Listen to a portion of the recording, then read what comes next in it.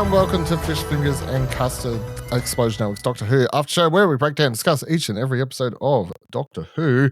My name's Blight, and joining me this week, Ashley Hobbit. How you doing? Excited to be here to talk about this episode with sure to anger people. Yeah. Who? What type of it? No. This week's episode is titled Dot and Bubble. It was directed by Dylan Holmes Williams. Cool name. Also written by Russell T. Davies. The synopsis was, the world of Finetime seems happy and harmonious, but an awful terror is preying on the citizens. Can the Doctor and Ruby make them see the truth before it's too late? This week's episode was inspired by, presumably, Black Mirror. Ash, what did you think of this week's episode?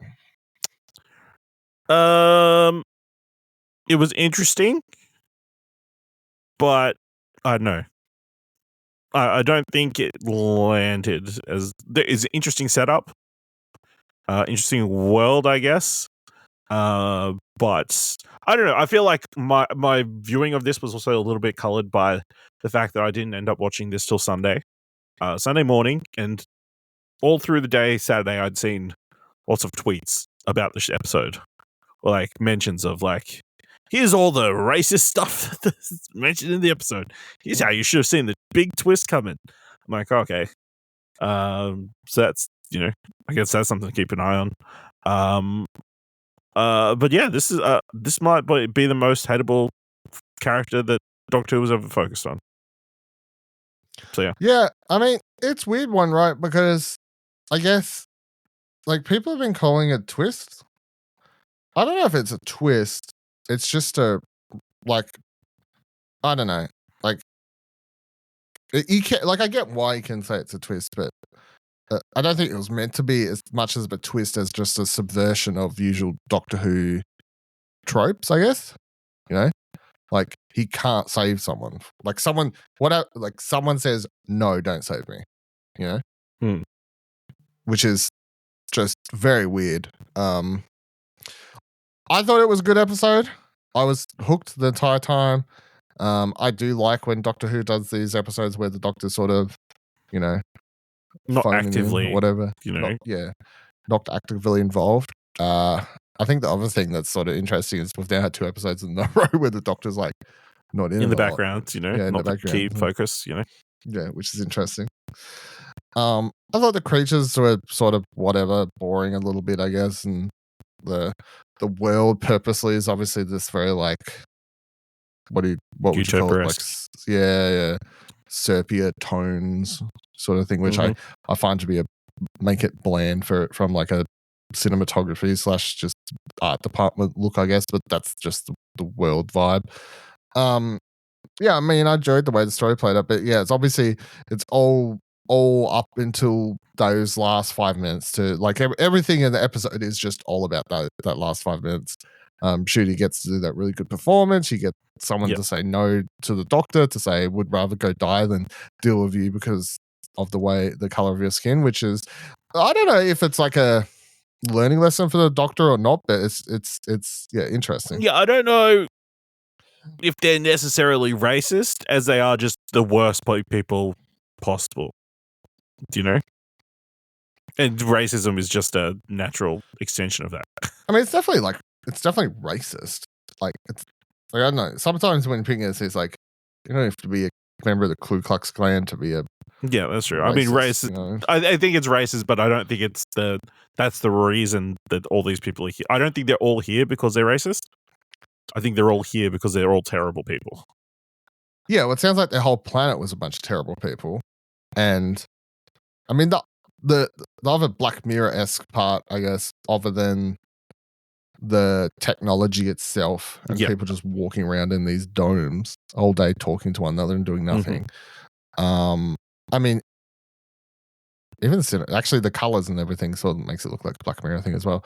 But the idea of this AI or being, I guess, hating who it's serving so much to the degree it starts working alphabetically through them and killing them and takes over the entire planet and then kills them on their like off home planet world or whatever it is. because it deems them to be terrible, terrible people. That's very, Black Mirror-esque, like technology going the worst. Like this is literally an AI that's got use atrocious people. I'm going to kill you. Yeah. And I've seen people point out that they could have potentially used the tape technology as from the Babies episode. The AI got so advanced it created these slug monsters to kill people. Yeah, I think like the Black Mirror elements of it is really interesting. Like the whole dot and bubble thing where people are just sitting in their bubble the entire time. I think the craziest thing is like she says, "I can't walk without the arrows." It's like that's how far humanity has fallen. I mean, and it's true to a point, right? Like if I go to a city or like a city or even an area where in Tassie where I don't know much about, like my ability to find my way somewhere without going, please, Apple Maps, tell me literally every step I mean, you can still walk in a straight line. Yeah, I know, but I guess it's that built upon like reliance of technology telling us everything to do. Yeah. I mean, my phone tells me when to take my medication every day. It tells me when to wake up. It tells me, you know what I mean? Like it's taken to the 10th degree, I guess, of what we use technology for, and allow it to tell us what to do. Which is interesting. But yeah, I mean, just the most annoying, obnoxious characters, one after another, one after another, one after another. Every character she was talking to. Oh my god, I have to go to work for 2 hours. Like, they're right there. Like, what are you doing? I'm doing work. I don't want to look to my right. I don't know. It's boring. Get out of here. I blocked you. Yeah. I thought you just looked the same. Yeah. Yeah, in retrospect, it's like... Yeah. I mean... yeah, the racist stuff is kind of on the nose when you realize that it's there. Yeah. Like, obviously, there is an entirely white cast. Although people have pointed out, for 90 years, Doctor Who's been all white. So is it really that far of a stretch that it would be all white cast of the people on this planet? So...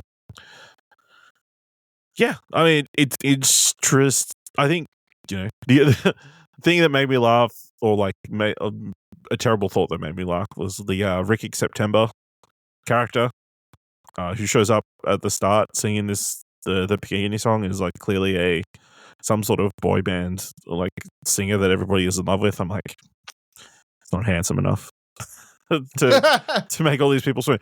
That is a role that you could just put stunt casting. Like, why didn't you get some sort of pop star, like one of the One Direction dudes who isn't the fourth one that no one knows about? Yeah. Is there 4 or 3? Whatever. The third one then. I think it was 5.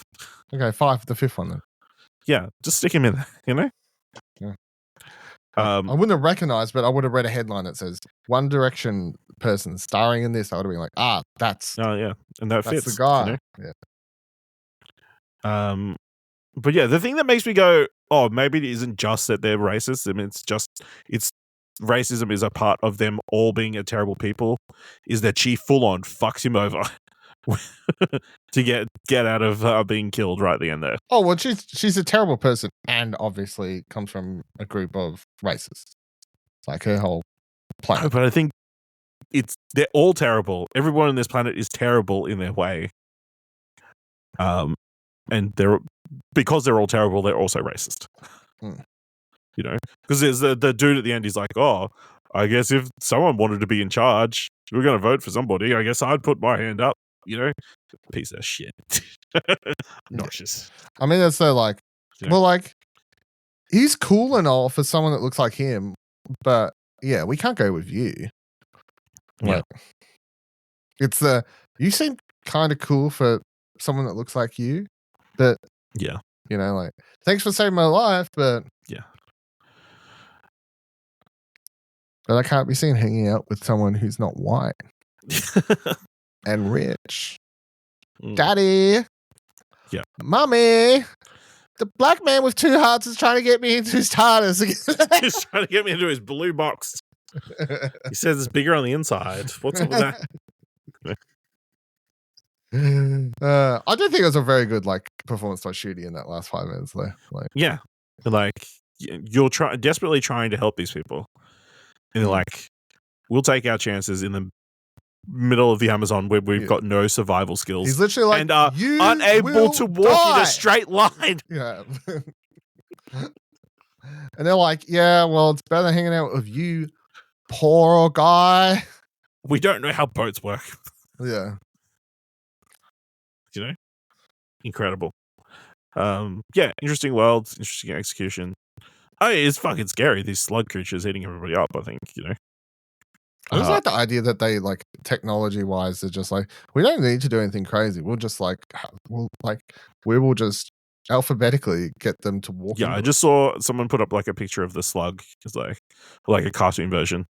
It's like, eat the racists in alphabetical order. Yeah. Literally. Incredible. Oh, I got nothing else from this episode. Anything else from you? No, obviously, it's caused a fair bit. I think this might be the one that's caused the most discussion online. It's the most provocative, I think, episode. It's not provocative, though, which is the... Doctor Who said racism is bad. Oh, my God. Woke. Yeah. What are you talking about? If you're like, oh, you should be nicer to the white people in this episode, you're telling on yourself. Think of the white people.